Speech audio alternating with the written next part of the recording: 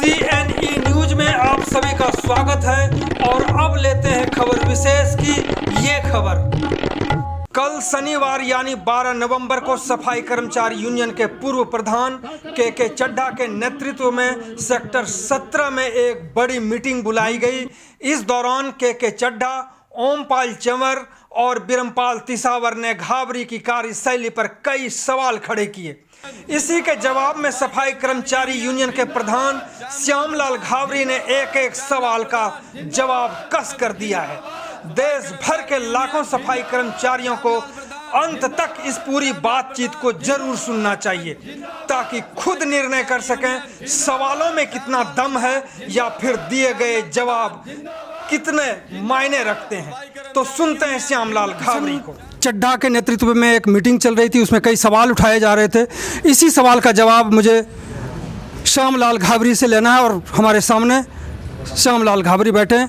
सबसे पहला सवाल जो वहाँ पर उठा है घावरी जी, इसका जवाब कि 13 गांव के जो कर्मचारी थे उसको बेसिक पे प्लस DA नहीं मिल रहा है। दूसरा सवाल वहीं पे है कि जो डेली वेज पर कर्मचारी काम करते हैं उसको पहले मकान मिलता था, अब मकान मिलना बंद हो गया है। तीसरा सवाल वहाँ पर ये उठा कि पक्का डेली वेज पर जो काम करने वाले लोग हैं उनको 6th पे कमीशन पहले था लागू, अब नहीं है। लास्ट में जो है कि ठेकेदारी प्रथा आपके प्रधान रहते हुए वो आया और उसके बाद जो कंपनी आई है लायंस कंपनी, वो भी आपके कार्यकाल में आई है। और इसी को लेकर के वहाँ पे मैंने देखा काफ़ी भीड़ है और वहीं पे ये सवाल जवाब और वर्तमान प्रधान जो आप हैं सवाल उठाया जा रहा है। मैं चाहता हूँ कि एक एक करके जवाब जरूर देने की ज़रूरत है क्योंकि सभी लोगों को जानकारी होनी चाहिए कि ये सवाल उठ क्यों रहा है।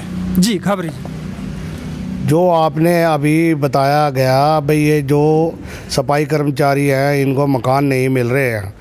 मकानों की जो साइड है वो इस टाइम में बंद है, कोई बंद नहीं हुआ मकान। कल भी मेरी मैडम कमिश्नर से बात हुई थी, कमिश्नर मैडम करे आने वाले हफ्ते के अंदर ये खोल दी जाएगी, सभी को मकान मिलेंगे। ये जिम्मेवारी सफाई कर्मचारी यूनियन की है। ये सफाई कर्मचारी यूनियन की जिम्मेदारी है। दूसरी बात जो उन्होंने कहा कि बेसिक पे प्लस DA, देखो एक साल से ये बेसिक पे प्लस DA जो 13 गांव से आए हुए सफाई कर्मचारी हैं, ये 4 साल रहे हैं, इन्होंने एक बार उनकी फाइल नहीं उठाई। हम लोगों ने अब फाइल जो नोटिफिकेशन थी गवर्नर साहब से गलत नोटिफिकेशन हुई थी, सिर्फ ओनली DC रेट की वो नोटिफिकेशन हुई थी। अब हम लोगों ने वो जो नोटिफिकेशन है बहुत जल्दी गवर्नर साहब के पास जारी है और बहुत जल्दी इन लोगों को हम बेसिक पे प्लस DA लागू करा देंगे। कमिश्नर साहब के हम लोगों को आश्वासन मिला है। ये मैं उन लोगों से भी बताना चाहता हूँ जितने सफाई कर्मचारी है वो बहुत जल्दी होने जा रहा है। वो हमारी जिम्मेवारी है यूनियन की, इसकी जवाबदेही हम देंगे और हम जिम्मेवारी लेते हैं, हम अपने कार्यकाल के अंदर करा के हटेंगे। 6 पे कमीशन पहले लागू था कर्मचारियों पे, अब नहीं है। ये भी कह रहा है कि आपके कार्यकाल में आप उठा नहीं पा रहे हैं और ये बंद है। नहीं नहीं नहीं, ऐसा कुछ नहीं है। आप पता कर लीजिए, आप पत्रकार हैं, हम आपको सबसे ज़्यादा जानकारी है क्योंकि जो लोकतंत्र है, लोकतंत्र के तीसरे सितम आप हो, चौथे सितम आप हो और आप जानकारी रखते हो। बहुत जल्दी एक नोटिफिकेशन होने वाली है अभी जो 6 पे कमीशन की, बहुत जल्दी वो नोटिफिकेशन हो जाएगा और सभी को नोटिफिकेशन के आधार पे 6 पे कमीशन का एरियल मिलेगा। ये जिम्मेवारी हमारी है। साथ में एक और उन लोगों का आरोप था कि जो वर्तमान प्रधान है श्यामलाल घावरी, पहले जब ये प्रधान बने तो ठेकेदारी प्रथा तब आई और लायंस कंपनी भी आपके कार्यकाल में आए, मिठाई भी खाए, पकोड़े भी खाए, ये सब खाए आपने और हरी झंडी भी दिखाई।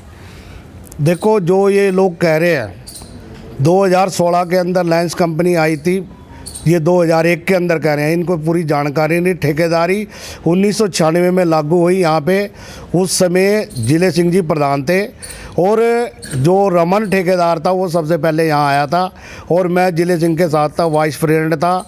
उसके बाद 2001 में मैं चुनाव लड़ा और मैं चुनाव जीत के आया हूँ।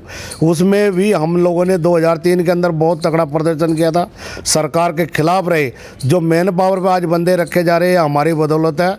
हम लोगों ने तनख्वाह भी चेक सिस्टम उस समय करवाया था मेरे कार्यकाल के अंदर। उसके बाद मैं 7 साल तक लगातार प्रधान रहा हूँ, 2007 तक इलेक्शन जीतता रहा हूँ, कोई ऐसी लोगों का विरोध नहीं हुआ। ये तो सिर्फ ये जब से मैं अभी प्रधान बना हूँ इन लोगों को टिकाऊ नहीं है, विपक्ष का काम है।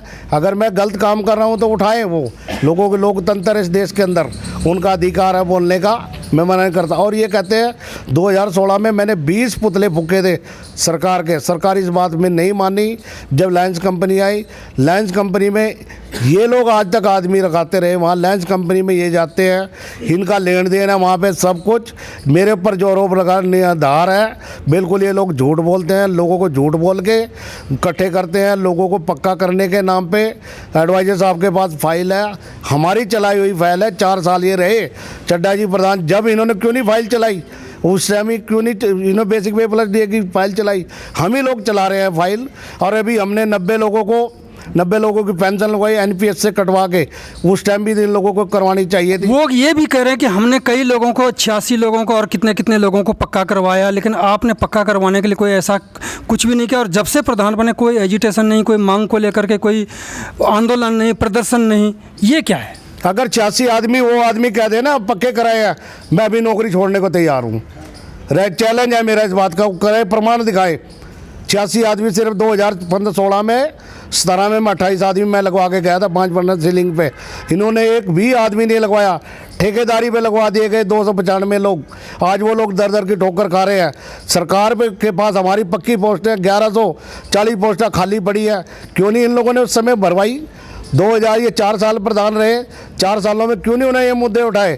आज सरकार के पास जा रहे हैं। हमारी बहुत जल्दी एडवाइजर साहब के साथ मीटिंग होने जा रही है। आज इनकी परमानेंट की फाइल हमने एडवाइजर साहब के पास भेजी हुई है, और बहुत जल्दी गवर्नर साहब से भी मीटिंग होने जा रही है हमारी किसी के माध्यम से, और उसमें ये मुद्दे उठाए जाएंगे और इन लोगों को हम पक्का भी करवाएंगे, और जो डेथ केस के लोग हैं उन लोगों को नौकरियाँ भी पक्की दिलाएंगे।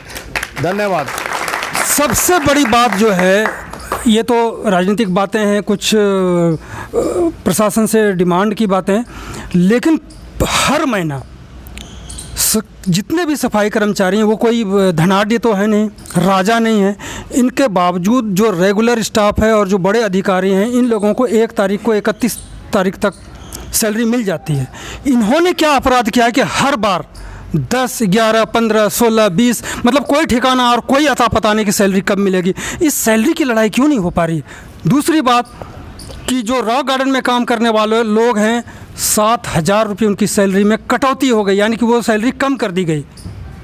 क्या होगा इसका? उसके लिए हम लोगों ने कोऑर्डिनेशन कमेटी का पार्टनर होने के नाते मैं बताना चाहता हूं आपको, क्योंकि हमने होम सेक्रेटरी साहब से बहुत हमारी मीटिंग हुई थी, उन्होंने मिनिमम वेज वो कर दिया लागू, मगर उसके लिए हम लोग लड़ाई लड़ रहे हैं।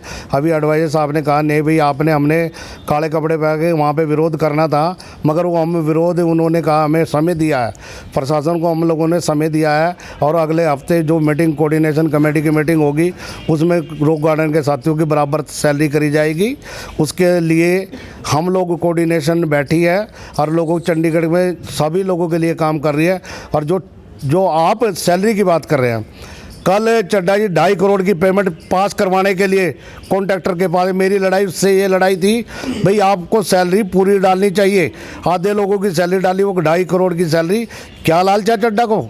मैंने विरोध किया, मैंने कमिश्नर को कहा मैडम 2.5 करोड़ की सैलरी क्यों पास की जा रही है, 4.5 करोड़ की होनी चाहिए। तो चड्डा जी तो वहाँ सैलरी पास करवाने के लिए गए थे, कल हमारी काफ़ी पैसा बचाई हुई, नहीं जी मैं तो सैलरी पास, भाई तेरे को क्या इंटरेस्ट है? पूरी सैलरी, जब उसमें हमने कंडीशन डलवाई है भाई पूरी सैलरी डालेगा कॉन्ट्रैक्टर, उसके बाद अप्लाई करेगा, मगर ये लोग उनके साथ मिले हुए हैं। ये तो आखिरकार क्यों लड़ाई लड़नी पड़ती है, और वो भी हर महीने? क्यों नहीं 1 तारीख से या 7 तारीख तक एक टाइम फिक्स हो? क्योंकि सभी के बच्चे हैं, सभी के स्कूल हैं, और भी कई खर्चे हैं, दूध है, बहुत चीज़ें हैं, बहुत लोगों में भुखमरी भी है। आखिरकार उन जो भुखमरी है उनके लिए ये टाइम फिक्स क्यों नहीं है सैलरी के लिए? सफाई कर्मचारी यूनियन कहाँ है, क्यों नहीं दबाव बना पा रही है इसकी? अभी मैं आपको बताना चाहता हूं, कल मैंने कमिश्नर साहब को लेटर दिया भाई इसका ठेका कैंसिल किया जाए या इस पर पेनल्टी लगाई जाए। वो लेटर मेरे पास पड़े हैं, मैं आपको भेज दूंगा जब भी करके व्हाट्सएप से। आपने कभी कमिश्नर से पूछा है कि अगर आपको 10 दिन 20 दिन अगर सैलरी लेट दिया जाए तो क्या आप सहन कर लेंगे? नहीं, कमिश्नर मैडम से भी हमारी कल बात हुई है, कमिश्नर मैडम ने बिल्कुल कहा उनको बुला के कॉन्ट्रैक्टर को कर खिंचाई करी है, अगर आगे से ऐसी सैलरी तुम लोगों ने अगर कम वो लेट की तो तुम्हें पेनल्टी लगेगी। लगेगी, हाँ जी। ये पिछले कई सालों से चल रहा है, कभी भी इनकी सैलरी टाइम पे नहीं आई है। नहीं, उसमें थोड़ी सी प्रॉब्लम ये आ रही है कॉन्ट्रैक्टर को, भाई हमने उसकी समस्या से हमें क्या लेना देना है? हमें तो समस्या है कि सफाई कर्मचारियों को सैलरी क्यों नहीं मिल रही टाइम पे। नहीं, उसके लिए मैं बताना चाहता हूँ। देखो मधुकर जी, मैं बता भी दूँ, कुछ लोगों के वहाँ पे खाते नहीं गए, उनकी सैलरी दे रही। कल हमने सरकार बात की थी कमिश्नर मैडम से, कमिश्नर मैडम ने कहा, उन्होंने अपना पॉइंट उसके सामने रखा, मैं भी गया था साथ में। उन्होंने कहा जी कुछ लोगों को मेरे पास खाते नहीं है, उनकी सैलरी नहीं गई। कुछ लोगों की रात को 11 बजे तक आई है। कल अगर हम लोगों ने प्रेशर बढ़ाया, जब भी रात के 11 बजे तक सैलरी आई। आप खुद कह रहे हैं कि हम प्रेशर बनाने गए तो सैलरी डली है। आखिर क्या यही हमारा धंधा रह गया क्या कि हम प्रेशर बनाए तो सैलरी दो? नहीं, मैडम को हमने बोल दिया इस बार हम मान लेंगे। अगली बार बिल्कुल 7 तारीख को सैलरी नहीं आई तो हम सरकार के खिलाफ प्रदर्शन करेंगे। बिल्कुल बोल गए, वार्निंग दे के आए वहाँ पे जाके, कमिश्नर मैडम को बोला अगर अब तो मैडम हम बर्दाश्त कर लेंगे इस बार, अगली बार नहीं करेंगे बर्दाश्त। तो श्यामलाल घाबरी जो कि सफाई कर्मचारी यूनियन के प्रधान, इन्होंने साफ कर दिया है कि अगली बार से अगर 7 तारीख को सैलरी नहीं आए तो कमिश्नर के खिलाफ भी, सरकार के खिलाफ भी हम धरना और प्रदर्शन करेंगे। बहुत बहुत धन्यवाद आपका बात करने के लिए। थैंक यू जी मधुकर जी, आपके चैनल का मैं धन्यवाद करता हूँ सफाई कर्मचारी यूनियन की तरफ से, क्योंकि आप गरीबों की हमेशा आवाज़ उठाते हैं। हम हमेशा आप लोगों का धन्यवाद करते हैं, ऋणी रहेंगे। धन्यवाद। जय वाल्मीकि, हर हर वाल्मीकि। CNE न्यूज के साथ बने रहने के लिए आप सभी का बहुत बहुत धन्यवाद।